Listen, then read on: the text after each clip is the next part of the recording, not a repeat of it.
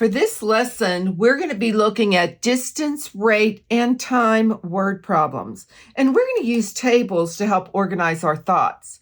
So the formula that you need to know is distance is equal to rate times time. And even though there is not a multiplication dot right there, when you have a variable next to another variable, that does mean multiply. All right, we'll read the problem twice. First, reading it, then marking the text, and then organizing our thoughts in this table before we set up the equation. So for number one, we have a moving van left the Smith's house averaging 51 miles per hour. 1 hour later, the Smith's family left averaging 68 miles per hour. How long will it take them to catch up to the van? So let's see what we know. Let's mark our text. Well, a moving van left the house and it was traveling at 51 miles per hour, and that's for the van. 1 hour later, this is really going to be important. 1 hour later, the Smith family left averaging 68 miles per hour. How long will it take them to catch up to the van? Well, when we're talking about how long will it take them, needless to say, we're looking for time. Okay, so let's see if we can organize this information. When we're filling in this table, we're going to fill in what we know for the rate and the time, and then we're going to multiply it together, and we will then fill in the D for distance. So we know the van is traveling at 51 miles per hour, so that's its rate. And we do not know how long it's traveling, but we do know that it left an hour before the Smith family. So I have to write H plus 1 for the van because it left an hour before the Smith family. So now when we're talking about the van, we're going to do 51 times the quantity of H plus 1. Okay, so now let's look at the Smith family. They were traveling 68 miles per hour.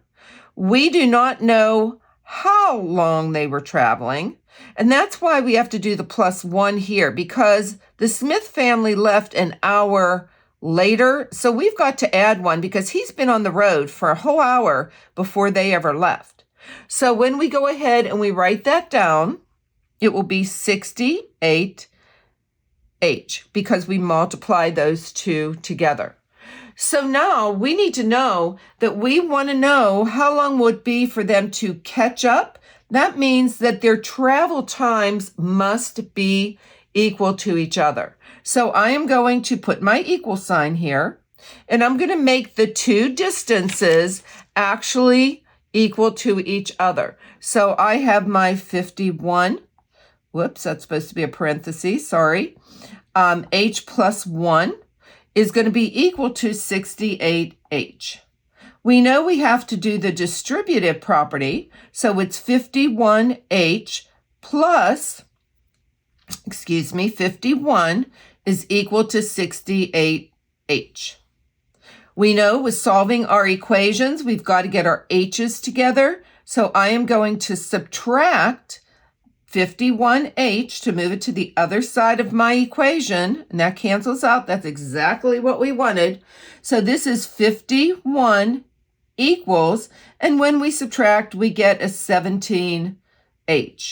I'm just going to rewrite it over here so we have room, to finish the problem. So 51 equals 17H. I just copied that. And now I'm just going to divide both sides by 17. And H is going to be equal to 3. So it took the van and the family 3 hours until they caught up with each other. All right, well, let's look at question number 2. 2 trains leave a station going in opposite directions. One train is traveling at 80 miles per hour, and the other train is traveling at 95 miles per hour. How long will it take both trains to be 1,750 miles apart? Okay, so we did go ahead, and I do have my table set up with train 1 and train 2. Here's my distance, is my R and my T, but let's mark our text, okay? So the trains are leaving a station and they're going in opposite directions. So I'm going to just put an S here for my station. Here's train going one way and here's a train going another. I'm trying to visualize this. So now we know that train 1 is traveling at 80 miles per hour. So there's my first train. And the other train is traveling at 95 miles per hour. So we want to know how long will it take both trains to be this far apart. And when it says how long, we know, again, we're looking for our time. But this one is going to be a little bit different than the other one because here's my train and it's moving. And this one I'm going to put, this is going 80 miles per hour. And this one is going 95 miles per hour. And I want to know how long will it take for these guys to be 1,750 miles apart. So we're going to need to add these and make it equal to our 1,750. But let's fill in our chart. So for train 1, we do know that it was going 80 miles per hour. We do not know how long. So again, distance is equal to rate times time. So our first train is 80x. For the second train, we know it's going 95 miles per hour. We don't know for how long, but we do know that rate times time is 95x. So now to solve this problem, we're just going to go ahead and we're going to take the 2 distances and we're going to add them and we're going to make it equal to this. So I have 80x plus 95x is equal to 1,750. When we add those together, we get 175x is equal to 1,750.